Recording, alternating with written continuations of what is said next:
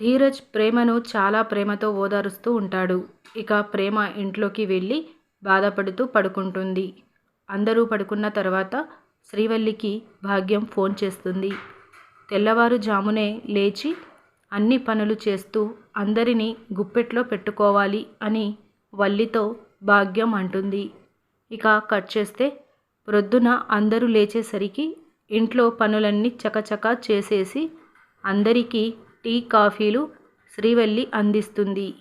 ఇక రామరాజు కొత్త కోడలితో పని చేపిస్తున్నావా అని వేదవతిని అడుగుతాడు.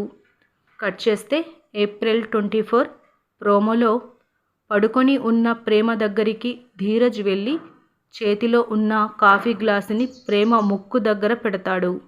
ఇక ప్రేమ ఆ కాఫీ వాసనకు నిద్రలో నుంచి లేస్తూ అటు ఇటు చూస్తుంది. ప్రేమ వెనకాల ఉన్న ధీరజ్ కాఫీని దాచిపెట్టి జనరల్గా హాస్పిటల్లో బెడ్పై స్పృహ రాగానే ఏంటి నేను ఇక్కడ ఉన్నాను అని షాక్ అవుతారు. నువ్వు కూడా అలాగే షాక్ అవుతున్నావు అని ప్రేమతో ధీరజ్ ఆట పట్టిస్తూ అంటాడు.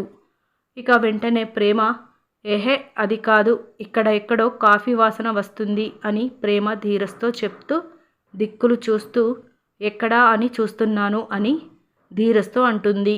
వెంటనే ధీరజ్ కాఫీని ప్రేమ వెనక పక్క నుంచి తీసుకువెళ్ళి మళ్ళీ స్మెల్ చూపిస్తాడు. ప్రేమ కాఫీ వాసనకు కళ్ళు మూసుకొని మైమరిచి కాఫీ వైపే తిరుగుతూ ఉంటుంది.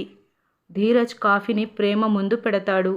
ఇక ప్రేమ కళ్ళు తెరిచేలోగా కాఫీ ఎదురుగా ఉంటుంది. ఇలా మనకి చూపిస్తారు. ఇలాంటి డైలీ అప్డేట్స్ కోసం మన ఛానల్ని సబ్స్క్రైబ్ చేసుకోండి. Thank you.